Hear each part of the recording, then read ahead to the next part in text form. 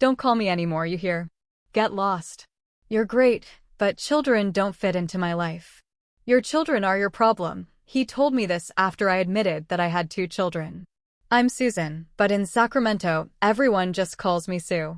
And if I'm being honest, that name always felt safer, softer, like a mask I could hide behind when life got messy.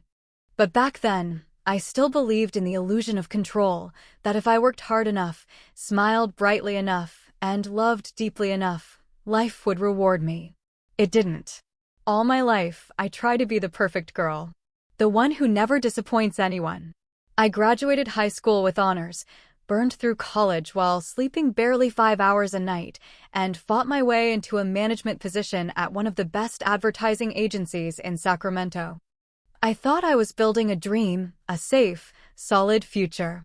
I got married young, thinking love was supposed to be my ultimate reward. I had 2 beautiful children, John and Joanna, a boy and a girl with my smile and their father's stubbornness. My husband, Mark, was a successful realtor. We bought a charming house with pale blue shutters and a small backyard where I planted hydrangeas. I thought we were happy. Then one random Tuesday afternoon, I decided to surprise Mark during my lunch break. I let myself into our house quietly, carrying a bag of his favorite sushi rolls, imagining his face lighting up. But when I opened our bedroom door, my world collapsed in slow motion. Mark was lying in our bed, with my best friend. I remember standing there, numb, as they scrambled to cover themselves. He said it was the first time. He swore it would never happen again. She begged me to forgive her. I didn't. I walked out without saying a word. And just like that, my picture-perfect life shattered into 1,000 pieces. The divorce was brutal. Not because we screamed and fought, but because of the silence. He left me with the house and an unpaid mortgage. Suddenly, I was 38, a single mother, barely holding it together, pretending to be fine at work while I cried myself to sleep at night. But I refused to be defeated. I went to the gym, picked up extra freelance clients, and forced myself to smile in front of my kids. I kept repeating one phrase like a mantra. There are no winners or losers in marriage and divorce. If we're not together, then it's both our fault. I wanted to believe that. A year after the divorce, I finally dared to try dating again. God, I wish I hadn't. The first 5 dates were disasters.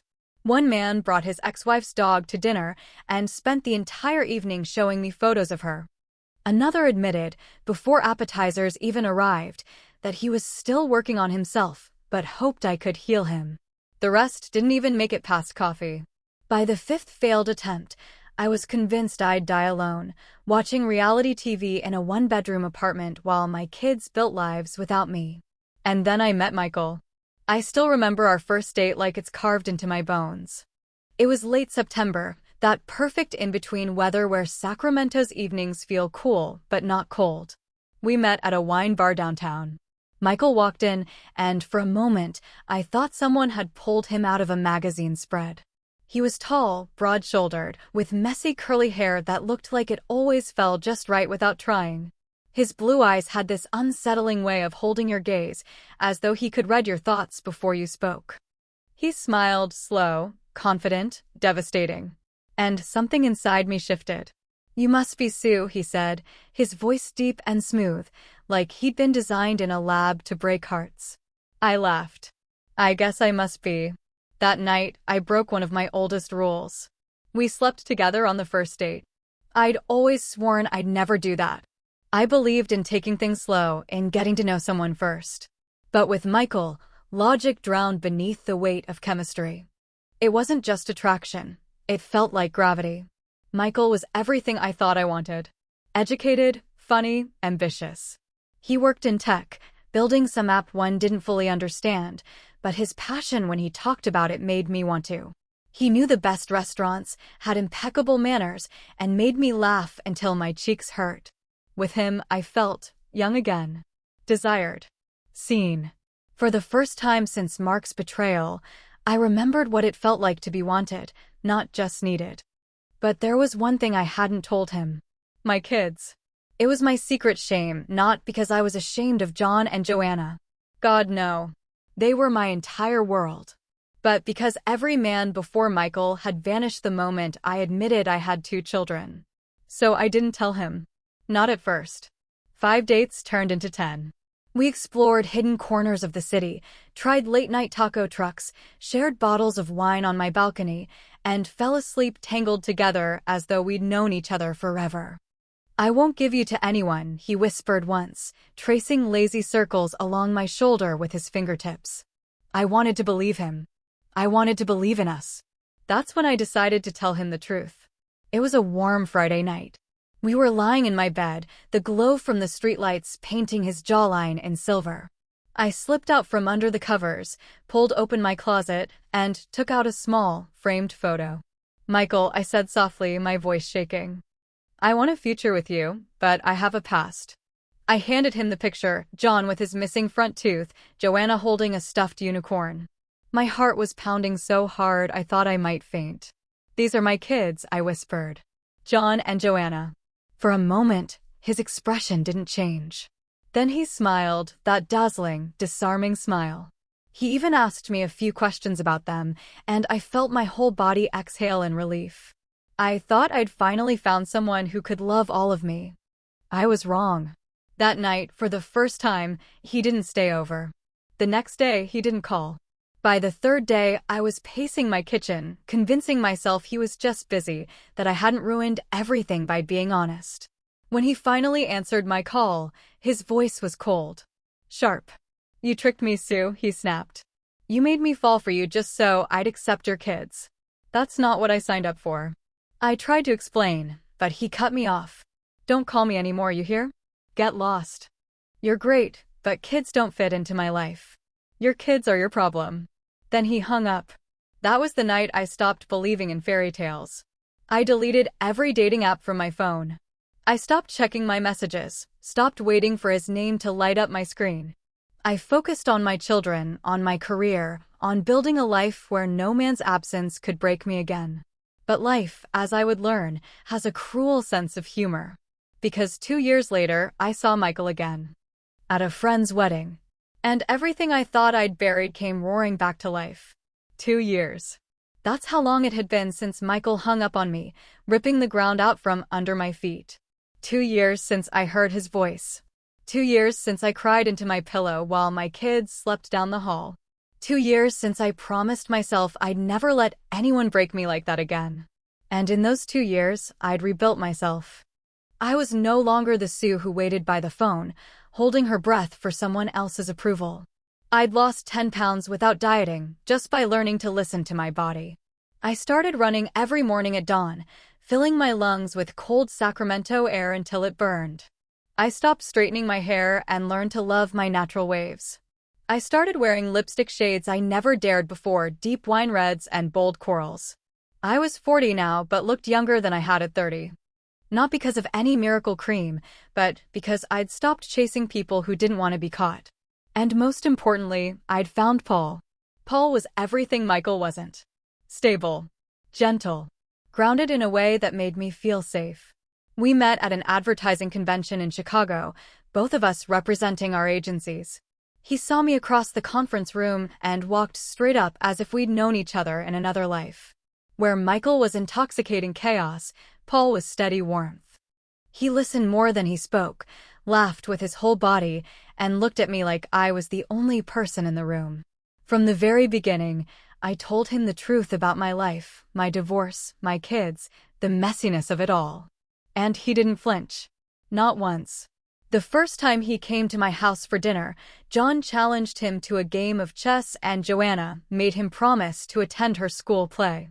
He agreed to both without hesitation. 6 months later, we were living together. 9 months later, we were engaged. By the time my best friend Laura invited me to her wedding, Paul and I were talking about having a baby together. Life was good. Solid. Predictable. I wasn't expecting the past to collide with my present. Our friend's wedding was held at a vineyard just outside Sacramento. Rolling green hills, strings of fairy lights, soft jazz floating in the warm summer air. Paul looked devastatingly handsome in his navy suit, his tie the exact shade of his gray eyes. I wore a champagne-colored dress that hugged my curves in all the right places. I felt beautiful. I felt untouchable. Until I saw him. Michael. I spotted him across the courtyard, holding a glass of whiskey, leaning casually against one of the oak barrels like he owned the place. Time hadn't touched him much, the same messy curls, the same confident stance, the same piercing blue eyes that used to make me forget how to breathe. And those eyes were locked on me. For a moment, everything around me blurred. The laughter, the music, the clinking of champagne flutes, it all faded until it was just him and me, standing in two different lifetimes and colliding all over again. My first instinct was to run. My second was to ignore him completely. I chose the third option. I turned to Paul, kissed his cheek, and laughed at something he said a little too loudly, a little too deliberately. But Michael didn't move. He just watched me. By the third glass of wine, I could feel his gaze on my back like heat from a fire. Wherever I went, he wasn't far. And then, just as the band slowed into a soft, romantic song, he appeared beside me. "Sue," he said, his voice low, like silk cutting through the noise. I turned, forcing a polite smile. "Michael, you look." He paused, his eyes sweeping over me slowly, deliberately, breathtaking. "Thank you," I said, cool and distant. "It's been a while." He gave a small laugh, but there was no humor in it. 2 years, 3 months, and he glanced at his watch. 11 days. I blinked, caught off guard. "You counted?" His jaw flexed. I never stopped.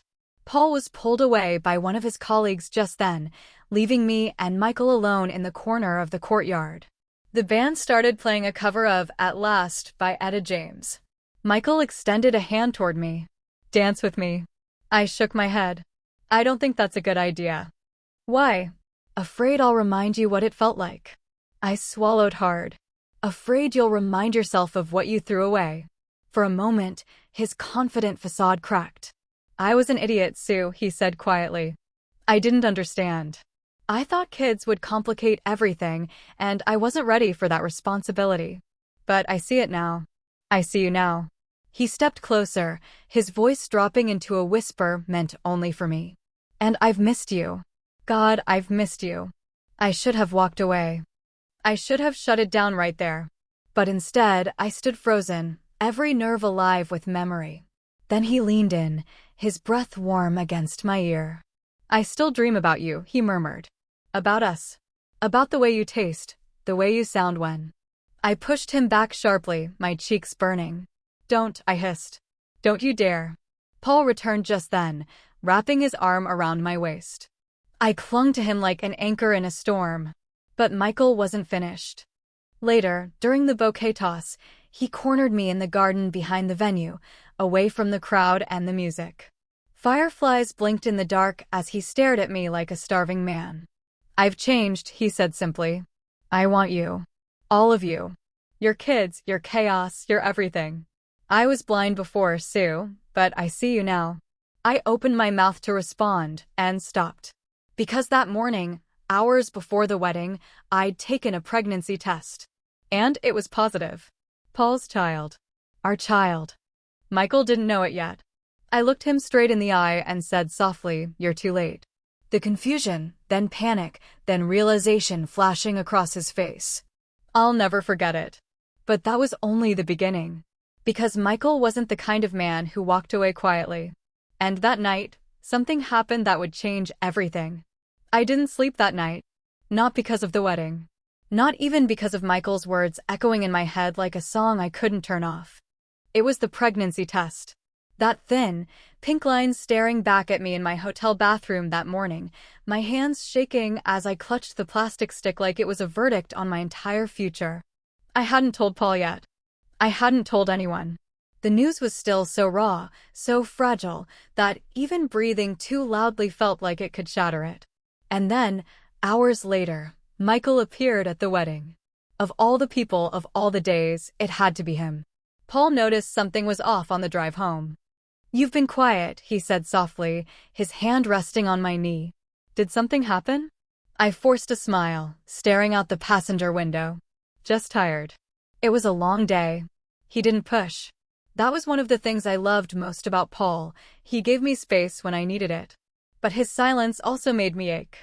Because while Paul had earned every right to know the truth, part of me was still reeling from seeing Michael again. Michael. The man who once made me feel like I was floating, and then dropped me so hard I thought I'd never breathe again. And now he wanted me back. 2 days later, I got the first message. Michael. I shouldn't have said anything at the wedding. But seeing you again, it wrecked me. Can we talk? One coffee. That's all I'm asking. I stared at the screen, my heart pounding. I didn't reply. The next day. Michael. I meant what I said. I've changed. I can give you the life you deserve. Just give me 10 minutes. I deleted the message. That night, after I tucked the kids into bed, I sat on the couch, scrolling through old photos on my phone. There we were, Michael and I on our third date, laughing over Thai food. Michael and I at Folsom Lake, his curls wet from swimming, his arms slung around my shoulders like I belonged there. I hated that my body still remembered him. I hated even more that a tiny part of me wanted to answer. Paul noticed my distraction. Of course he did. We were making dinner, spaghetti with basil and roasted tomatoes, when he leaned against the counter and said casually, "You've been elsewhere lately." I blinked, pulling myself back. Work's just been crazy. He studied me for a long moment, his gray eyes sharp and steady. Is that all? I nodded, forcing a smile. Of course. He kissed my forehead and said nothing more. But I saw the flicker of doubt in his expression before he turned away. That night, I dreamed of Michael. I dreamed of his hands, his laugh, his voice whispering my name like a secret no one else was allowed to know. I woke up tangled in sweat-soaked sheets, angry at myself, angry at my subconscious. I had Paul. I loved Paul. And yet, a week later, Paul had to leave for an overnight business trip to San Francisco. I stayed home with the kids, curled up on the couch watching reruns of Friends while John and Joanna built a blanket fort in the living room. That's when the doorbell rang. I froze. No one ever visited unannounced. Peeking through the peephole, my breath caught. Michael. I opened the door just enough to stand in the gap. What the hell are you doing here? I hissed. He smiled faintly, his hands shoved deep into his pockets. Relax. I just wanted to see you. To explain. There's nothing to explain. There's everything to explain, he said, stepping closer. I was a coward, Sue. I didn't understand what I had until I lost it. You. The kids. The life we could have had. I've spent 2 years thinking about you every single day. My throat tightened. Michael, stop. He glanced past me into the house. Are they here? John and Joanna. I stiffened. Don't you dare. He held up his hands in surrender. I want to know them. I want to know you. All of you. Please, Sue. I'm not that guy anymore. For a moment, silence stretched between us, thick and electric. Then Joanna's laugh rang out from inside the living room. Michael's eyes softened at the sound, and that look, God, that look, almost undid me. Almost. You need to leave, I whispered. He stepped closer, lowering his voice. I'm not giving up on you. And just like that, he was gone. That night, I sat awake long after the kids fell asleep, staring at the ceiling, one hand resting on my stomach where a tiny heartbeat, Paul's heartbeat, was growing. Michael didn't know about the baby. Paul didn't know about Michael's visit. And me? I didn't know how long I could keep these worlds from colliding. 3 nights later, Paul came home late from work, his tie loose, his expression unreadable. He stood in the doorway, holding something in his hand. My phone. Who's Michael? He asked quietly. My stomach dropped. I deleted his messages, but not the call logs. This was the moment everything started unraveling. And deep down, I knew it was only the beginning. Paul stood in the doorway, my phone in his hand, his thumb hovering over the screen. His gray eyes, usually warm, calm, steady, were sharp now, cutting straight through me. Who's Michael? 2 words. 2 syllables. And my heart dropped into my stomach. I opened my mouth, but nothing came out. I wanted to say nobody. I wanted to lie. But my face must have given me away, because Paul's jaw tightened, his knuckles white around my phone. He's someone from my past, I finally whispered. That's all. Paul stepped further into the room, setting the phone down on the coffee table with deliberate care. The man from the wedding, he said slowly. The one who couldn't take his eyes off you. I closed my eyes briefly. Yes. And now he's calling you. It's not what you think. My voice cracked despite my best efforts. I haven't replied. I told him to leave me alone. Paul searched my face like he was looking for a lie hidden between the lines of my expression. Why didn't you tell me? He asked softly. I hesitated. And that pause, it was enough. I see, he said quietly, turning away. You didn't trust me. I reached for his hand, but he stepped back. Not angrily, worse. Calmly. Like someone retreating into a shell. Paul, I pleaded, my voice shaking. It's not like that. I love you. I chose you. He turned to face me, his expression unreadable. Then prove it. Tell him it's over. Right now. In front of me. I froze. Because in that moment, I realized something I hated admitting, even to myself. I wasn't ready to hear Michael's voice and close that door forever. And Paul saw it on my face. He stared at me for a long, unbearable moment, then grabbed his keys and walked out without another word. That night, I lay awake in the dark, listening to the silence press against the walls. The kids were asleep. The house was still. But inside my chest, a storm raged. I kept replaying Michael's words in my head. I was blind before, Sue, but I see you now. I want you. All of you. It made me furious. And terrified. And, God help me, part of me wanted to believe him. The next morning, Michael called again. I stared at the screen until it went dark. 30 seconds later, a message came through. Michael. I'm outside. I shot up from the couch, heart pounding, and pulled the curtain aside. There he was. Leaning against his black BMW, sunglasses on, like this was casual. Like he hadn't ripped my life apart 2 years ago and now thought he had the right to stand on my street like he belonged here. I stormed outside, pulling the door shut behind me. Are you insane? I hissed. You can't just show up here. He took off his sunglasses, his blue eyes locking on mine with unnerving intensity. I had to see you. No, you didn't, I snapped. You need to leave. Now. He stepped closer, lowering his voice. Sue. I can't. Not until you hear me. I folded my arms, trying to create distance that my heart didn't seem to understand. There's nothing to say, Michael. There's everything to say, he countered, his voice cracking on the words. I screwed up. I panicked back then. But I know what I want now. I want you. I want to know your kids. I want to wake up next to you every damn day and... Stop, I cut him off sharply. You had your chance. You made your choice. He looked at me like a drowning man looks at the surface. I chose wrong, he whispered. And, for a second, just one, my defenses slipped. That was all it took. He saw it. Michael stepped closer until there were only inches between us.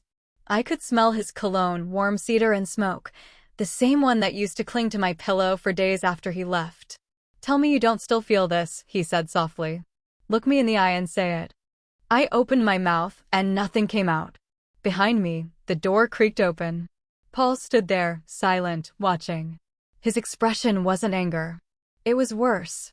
It was heartbreak. That night, Paul didn't come to bed. He slept in the guest room, and the quiet between us was louder than any fight we'd ever had. Over the next few days, Michael didn't call. He didn't text. But he didn't need to. Because he'd planted himself in my mind like a splinter I couldn't dig out. Every time Paul reached for my hand, every time he kissed me goodnight, every time I touched the small swell of my belly where our baby was growing, I thought of Michael. I hated him for it. And I hated myself more. Then, one evening, while Paul was at the store and the kids were upstairs, there was a knock on the door.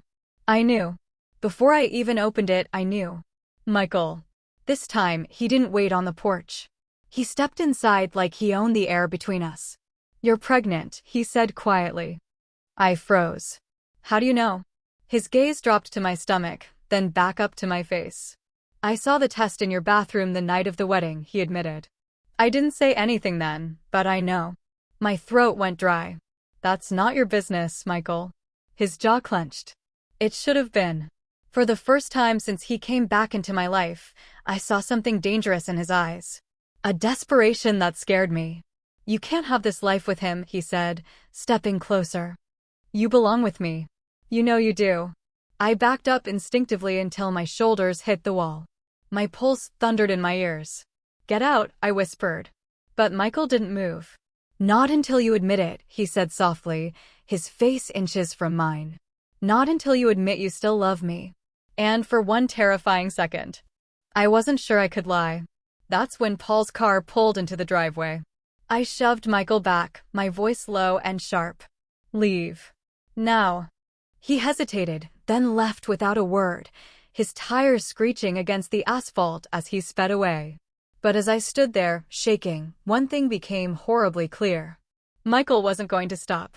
And if Paul found out the truth about how tangled my heart really was, I might lose everything. I started double-checking the locks at night. At first, I told myself it was paranoia. But paranoia doesn't explain waking up at 3 a.m. to find the motion light in the backyard flashing on and off, or the faint sound of footsteps on the gravel outside my window when Paul was working late. I'd look, and no one would be there. But I knew. Michael. After that night when he cornered me in the living room, he stopped calling. He stopped texting. He vanished, at least on the surface. But there were signs. Once, I came home from picking up the kids and found a single white rose lying on the hood of my car. Another time, there was a folded note stuck under my windshield wiper. "You can't erase what we had." No name, no number. But I didn't need one. Paul noticed my jumpiness. We were making breakfast one morning, pancakes for Joanna, scrambled eggs for John, when he set down the spatula and turned to me. "Sue," he said quietly, "what's going on?" I hesitated, forcing a smile. "Nothing." "Why?" He leaned against the counter, studying me. "You've been locking every window. You flinch every time the doorbell rings. And last night, you called my name in your sleep." I swallowed hard. I don't remember." His gray eyes softened. "Sue, you can tell me anything. You know that, right?" I nodded. But I didn't. Because I couldn't. Part of me wanted to come clean, to tell Paul everything about Michael's sudden reappearance, his late-night visit, his messages, his desperation. But another part of me was terrified. Terrified that Paul would see it for what it was. I wasn't fully over Michael. I hated myself for it. But some ghosts refuse to stay buried. One rainy Thursday afternoon, Paul called to say he'd be working late. I curled up on the couch with Joanna while John finished his science project upstairs. Outside, the storm battered against the windows, the sky splitting open with every roll of thunder. That's when the power went out. The house plunged into darkness, the hum of appliances vanishing into an eerie silence. Joanna gasped and grabbed my hand. "It's okay, baby," I whispered, trying to sound calm. "I'll grab the flashlight." I rummaged through the kitchen drawer, my fingers brushing cold metal, when a shadow passed by the window. I froze. "Mom?" Joanna whispered. I swallowed hard. "It's nothing. Stay here." But when I glanced through the blinds, my heart stopped. Michael, standing across the street, in the rain, just watching. I yanked the curtains closed, my hands trembling. My phone buzzed immediately. "Michael, you shouldn't ignore me." I typed back furiously. "Leave me alone or I'll call the police." His reply came seconds later. "You won't. You still love me." My stomach twisted. I didn't reply. I blocked his number. But somehow, deep down, I knew it wouldn't stop him. The next day, Paul came home early and found me sitting at the kitchen table with my head in my hands. "Sue," he said softly, crouching down beside me. "Talk to me." I hesitated, but something in me cracked. "It's Michael," I whispered, my voice shaking. "He won't leave me alone." Paul's jaw tightened. "What do you mean?" I told him everything. About the calls, the texts, the rose on my car, seeing him in the rain. Paul didn't speak for a long moment. When he finally did, his voice was low and steady, too steady. "If he comes near you again, I'll handle it." There was something in his tone I'd never heard before. 2 nights later, Paul wasn't home when I heard glass shatter downstairs. I grabbed the baseball bat from under the bed, my heart pounding so hard I could barely breathe. I crept down the hallway, every creak of the floorboards like a gunshot in the silence. I turned the corner into the kitchen and froze. The back door was wide open. Rain blew in from outside, puddling on the tile. And on the counter, there was another white rose. Suddenly, a voice came from behind me. "You lock the doors," Michael said softly, his voice so close I almost screamed. "But you can't lock me out of your heart." I spun around, the bat raised, but he just stood there, dripping wet, his curls plastered to his forehead, his blue eyes wild. "Get out," I whispered. He stepped closer. "I just want to talk." I shook my head. "No. You want to control me. You want to rewrite the past. But it's too late, Michael. I've moved on." "No," he said, his voice breaking. "You haven't. I can see it. I can feel it. I'm pregnant," I blurted, my voice trembling. "With Paul's baby. It's over, Michael. You have to let go." For a moment, he just stared at me, his chest heaving. Then something shifted in his expression, like a light going out. "If it's over," he said quietly, "why are you shaking?" That's when Paul's voice thundered from the doorway. "Step away from her." I turned, relief flooding me, but Paul's face was pure steel, his fists clenched. Michael froze, his gaze flicking between us, like he was weighing his options. Finally, he laughed low, bitter, hollow. "You think you've won," he said softly. "But you don't know everything about me, Sue. You never did." And with that, he walked out into the rain. That night, I couldn't sleep. Michael's last words kept echoing in my head. "You don't know everything about me." I didn't know why, but it chilled me. And the next morning, I found out why. Because Michael had a past I never saw coming. And it was about to crash into my life like a freight train. I thought it was over when Michael walked out that night. I thought he'd finally let me go. I was wrong. The next morning, Paul called his friend Mark, a cop, and asked him to dig into Michael's background. I didn't want to know, but part of me needed to. 2 days later, Mark showed up at our doorstep, his expression grim. "You might want to sit down," he said. Paul and I exchanged a glance, my stomach tightening. Mark slid a folder across the table. Inside were pages of documents, arrest reports, sealed court records, things I couldn't process at first. "This can't be right," I whispered. Mark's voice was flat. "Michael spent 6 months in a psychiatric facility after an incident 5 years ago. An ex-girlfriend filed multiple restraining orders. There was another case, too, Sue. One that didn't end well." I felt cold all over. "Didn't end well?" I repeated, my voice barely audible. Mark hesitated. "She disappeared. That night, I couldn't sleep. I lay awake, listening to Paul's slow, steady breathing beside me, but my own mind wouldn't stop racing. Michael wasn't just obsessed. He was dangerous. I kept thinking about the rose. The texts. The way he stood in the rain like he belonged to some part of me I'd buried years ago. I thought I'd escaped him when I chose Paul. But you can't escape someone who refuses to be erased. 3 nights later, the storm came. The power went out again, just like before. The kids were asleep upstairs, Paul was working late, and the house was silent except for the sound of the wind rattling the windows. I checked every lock, every window, every door. And then I heard it. A soft creak on the back porch. My chest tightened. I grabbed the baseball bat from under the bed and crept into the hallway, my bare feet silent on the hardwood. Another creak. And then, a whisper. "Sue." I froze. I backed into the living room, clutching the bat when I saw him. Michael stood in the doorway, drenched in rain, his blue eyes glinting like glass. He wasn't smiling this time. He looked broken. "Why didn't you tell me?" he whispered. I shook my head. "Tell you what?" He stepped closer, his voice trembling. "About him." It took me a second to understand. "Paul?" I breathed. He nodded slowly, his expression unraveling. "You picked him. After everything we had. After everything I gave you. You picked him." I raised the bat, but my hands were shaking so badly I could barely hold it. "Michael, you need to leave," I said, forcing my voice to sound steady. He laughed softly, but there was nothing warm in it. "Leave?" After everything? No, Sue. You don't get to erase me. Suddenly, there was a sound behind him, the front door creaking open. Paul stepped inside, dripping wet, his expression like stone. Put it down, he said quietly. Michael turned, his jaw tightening. She doesn't love you, he spat. Not the way she loved me. Paul didn't flinch. Step away from her. For a moment, no one moved. Then Michael lunged. Paul met him halfway, and the two crashed into the coffee table, shattering it into pieces. I screamed, dropping the bat, as they struggled on the floor, fists flying, glass crunching beneath them.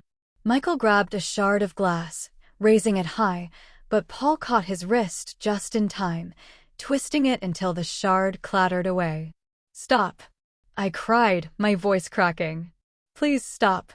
Finally, Paul pinned Michael to the floor, his chest heaving. It's over, Paul growled. But Michael only stared up at me, his eyes wild and wet. It'll never be over, he whispered. Not until you know the truth. I felt something cold settle in my stomach. What truth? I asked.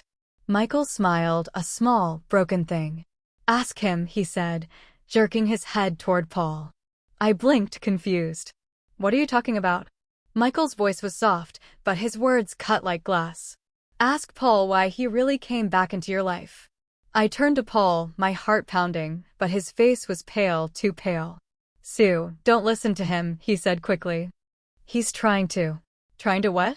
Michael interrupted. Tell her how you found out about me? How you knew exactly where to find her after all these years? How you made sure she never knew the truth? The room tilted. What are you talking about? I whispered. Michael's smile widened, almost gentle now. I felt the words like a physical blow. Paul's silence confirmed everything. Michael's eyes filled with tears.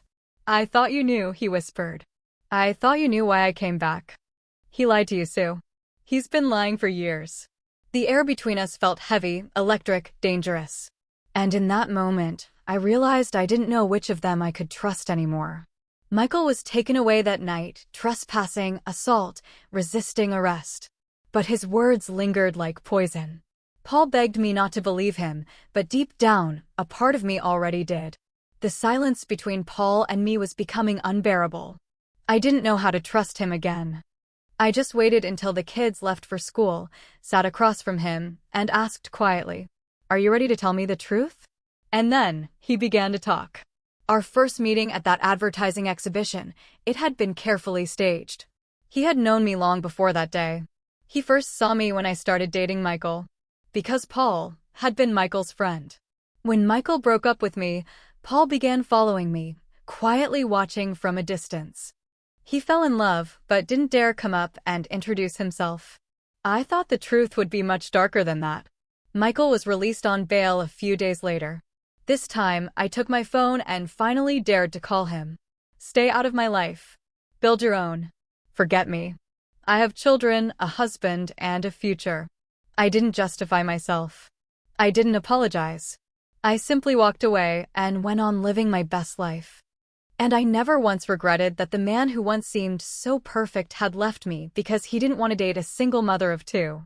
Because thanks to that selfish choice, I met the love of my life. Paul and I had a beautiful 10 years together. And if God gives me another chance to escape this place, we'll live 20 more.